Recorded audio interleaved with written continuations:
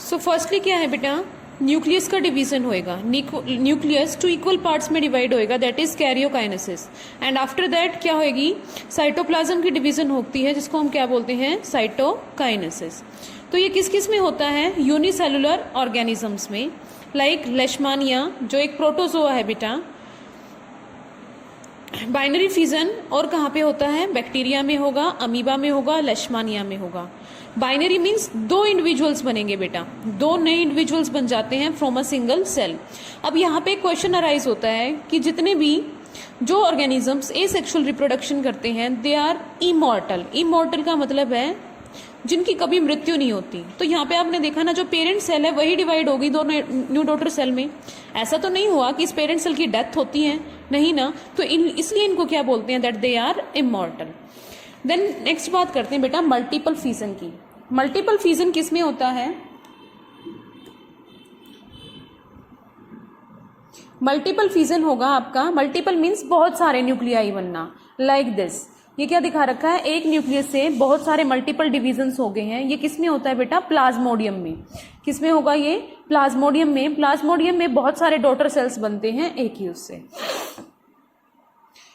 Next बात करते हैं रीजनरेशन। रीजनरेशन का मीनिंग क्या होता है बेटा, कि रीजनरेट होना, जो पहले से ऑर्गेनिज्म है उसी से और बन जाना, दैट इज रीजनरेशन।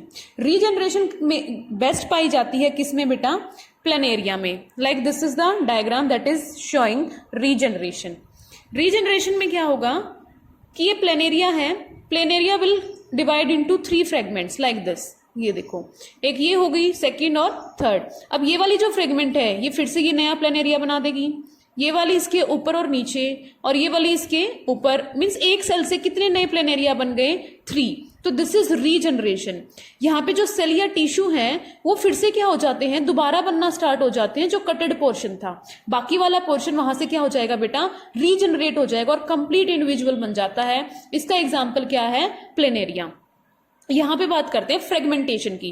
फ्रेगमेंटेशन भी कुछ रीजनरेशन की तरह ही है। फ्रेगमेंटेशन में क्या होगा, एक लंबा सा ऑर्गेनिज्म लाइक एल्गी में होता है बेटा, किसमें, ये एल्गी में, स्पायरोगैरा। तो स्पायरोगैरा के ऐसे लंबे से थ्रेड होते हैं, वो छोटे छोटे पीसेस में टूट जाएंगे और हर एक पीस क्या बना देगा, एक नया इंडिविजुअल। हर एक पीस क्या बनाएगा, एक नई स्पायरोगैरा बना देगा। लेकिन it is not possible in multi cellular organism. क्यों पॉसिबल नहीं है बेटा मल्टी सेलुलर ऑर्गेनिज्म में, क्योंकि वो ऐसे सेल टू सेल डिवाइड नहीं कर सकते। वहां पे ग्रुप ऑफ सेल्स होते हैं, टिश्यू होते हैं, ऑर्गन्स होते हैं, and they have a specific position. That's why multi cellular organisms can't divide by these such method. Next है बेटा, next method of reproduction, asexual reproduction is budding. Budding किस में होती है, ईस्ट में होती है और हाइड्रा में। हाइड्रा क्या है, एक लिविंग ऑर्गेनिज्म है, एनिमल्स की कैटेगरी में आता है बेटा, lower animals. This is the hydra. ये इसके टेंटिकल्स होते हैं जिससे ये जहां पे इस समुद्र के सोल्टी वाटर में रहता है ना, वहां पे अपने प्रे वगैरह कैच करता है और फूड लेता है। तो यहाँ पे क्या होता है, इसकी बॉडी पे ऐसे छोटे सी आउटग्रोथ, बाहर की तरफ एक स्ट्रक्चर निकला हुआ है जिसको क्या बोलते हैं, बड। ठीक है, इसके ऊपर भी ऐसे टेंटिकल्स डेवलप हो जाएंगे।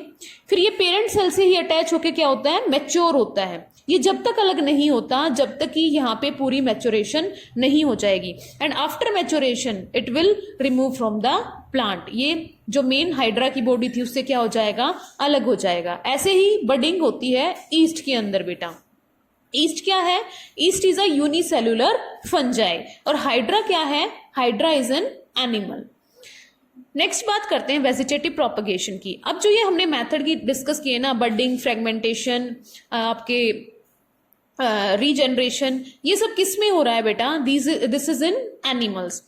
नेक्स्ट क्या है, वेजिटेटिव प्रोपगेशन मीन्स जो एसेक्सुअल रिप्रोडक्शन, अगर मैं प्लांट की बात करूं तो उसको क्या बोलते हैं, वेजिटेटिव प्रोपगेशन। प्लांट के केस में एसेक्सुअल रिप्रोडक्शन को क्या बोलेंगे, वेजिटेटिव रिप्रोडक्शन।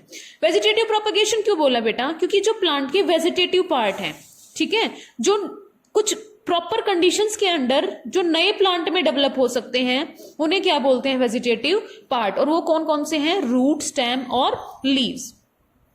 तो कुछ प्लांट क्या है, स्टेम के थ्रू अपना रिप्रोडक्शन करते हैं, कुछ रूट के थ्रू करते हैं और कुछ लीव्स के थ्रू करते हैं। Means different plant follow different method. Like layering और ग्राफ्टिंग की जाती है। लेयरिंग और ग्राफ्टिंग ये आर्टिफिशियल मेथड है बेटा। जैसे शुगर केन है, शुगर केन में क्या करते हैं, शुगर केन में कटिंग की जाती है, शुगर केन की जो स्टेम है उसको कट करके और ऐसे खेत में लगा दिया जाता है और वो नया शुगर केन बन जाता है। तो ये सब मेथड कहाँ पे अप्लाई करते हैं हम, लाइक बनाना में, ऑरेंज में, जैस्मिन में। ये ऐसे प्लांट है बेटा जो सीड्स प्रोड्यूस नहीं करते। तो जो प्लांट सीड, कभी बनाना के अंदर सीड देखा है? नहीं। तो जिनके अंदर सीड्स नहीं बनते उन प्लांट्स को हम कैसे ग्रो करवाएंगे? तो उसके लिए कौन सा मेथड फॉलो किया जाता है? Vegetative propagation. दूसरी एडवांटेज क्या यहाँ पे क्या है कि जो आपका प्लांट होगा वो पेरेंट प्लांट से मतलब जल्दी ही ग्रो कर जाता है। अगर एक तो आप सीड लगाओ, सीड से पहले सीडलिंग्स आएंगी, एक बेबी प्लांट ग्रो करेगा, then it will grow into a complete mature plant. लेकिन अगर मैं डायरेक्ट एक स्टेम को कट करके लगा दूंगी तो वो तो जल्दी ग्रो करेगी ना। So this is the method जो जल्दी हो जाता है, जहां पे प्लांट की ग्रोथ क्या होगी, काफी जल्दी होगी और सिमिलर मैनर में होगी, जैसे प्लांट था वैसे हुई होगी। नेक्स्ट मेथड है बेटा, ये दिखा रखा है लीव्स का प्रोडक्ट, ब्रायोफाइलम। ब्रायोफाइलम किसको बोलते हैं बेटा? पत्थर चट के पौधे को। तो उसपे ऐसे छोटे छोटे बर्ड्स लगे हुए होते हैं। अब जैसे ये पत्ता नीचे गिरेगा सोइल में जैसे इसको अप्रोप्रिएट कंडीशन मिलेंगी, मीन्स वाटर, मॉइस्चर जो इसको चाहिए ग्रो करने के लिए, तो ये क्या बना देगा? नए प्लांट्स बना देगा। तो यहाँ पे वेजिटेटिव प्रोपगेशन किसकी हेल्प से हुआ? लीफ की हेल्प से हुआ। देन बात करते हैं टिश्यू कल्चर की। टिश्यू कल्चर में क्या होता है बच्चे? टिश्यू कल्चर में हम लेबोरेटरी में प्लांट्स को ग्रो करते हैं। क्या करते हैं? लेबोरेटरी में प्लांट्स को ग्रो करते हैं। कैसे?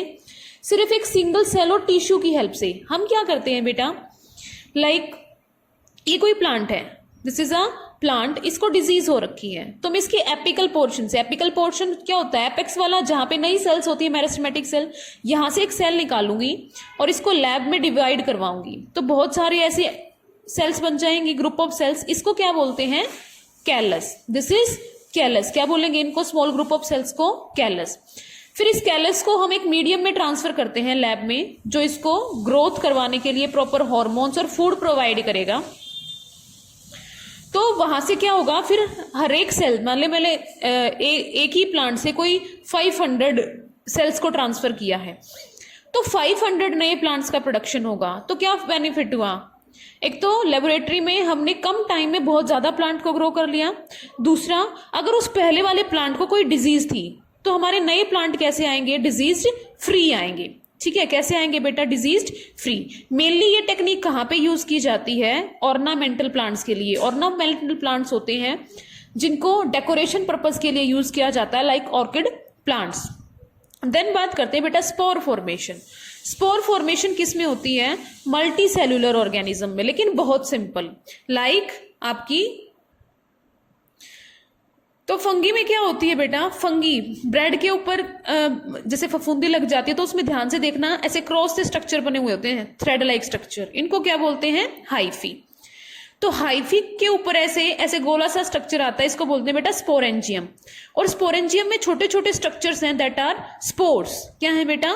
स्पोर्स। मीन स्पोरेंजिया के अंदर क्या होते हैं? सेल्स होती है, जिनको क्या नाम है? स्पोर्स। और वो स्पोर्स क्या बना सकते हैं? पूरा कंप्लीट नया इंडिविजुअल्स। और इन स्पोर्स के ऊपर क्या होती है? एक थिक वॉल होती है। क्या होगी? थिक वॉल होगी, जो इन्हें अनफेवरेबल कंडीशंस में, ऐसी कंडीशन जो इनके लिए फिट नहीं है, उनसे बचा के रखती हैं। सो स्पोर फॉर्मेशन किस में होती है बेटा?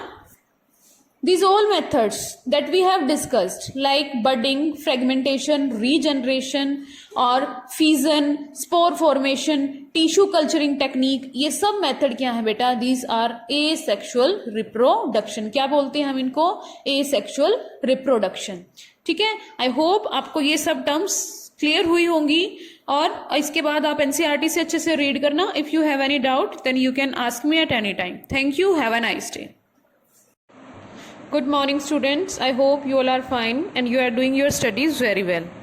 So today we move on the next topic beta, that is mode of reproduction used by single celled organism. Single celled या हम इन्हें क्या बोलते हैं? Unicellular organism. तो बेसिकली हम यूनिसेलुलर ऑर्गेनिज्म का रिप्रोडक्शन पढ़ेंगे। अब यूनिसेलुलर ऑर्गेनिज्म क्या करते हैं? They reproduce asexually.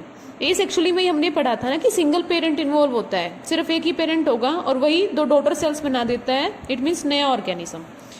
तो mode of reproduction used by single celled organism जिसमें फर्स्ट मेथड हमने पढ़ना है फिजन। फिजन का मीनिंग क्या होता है बेटा? Break down. क्या होगा? Break down. तो जितने भी सिंगल सेल्ड ऑर्गेनिज्म होंगे लाइक अमीबा, वो क्या करते हैं, कुछ बैक्टीरिया, कुछ प्रोटोजोआ, क्या वो क्या करेंगे, अपने सेल को 2 इक्वल हाफ्स में डिवाइड कर लेते हैं और हर एक सेल क्या बना लेती है? एक नया individual. Like you can understand from this diagram, यहाँ पे क्या दे रखा है? ये this is an amoeba, irregular shape में होता है। ये सेंटर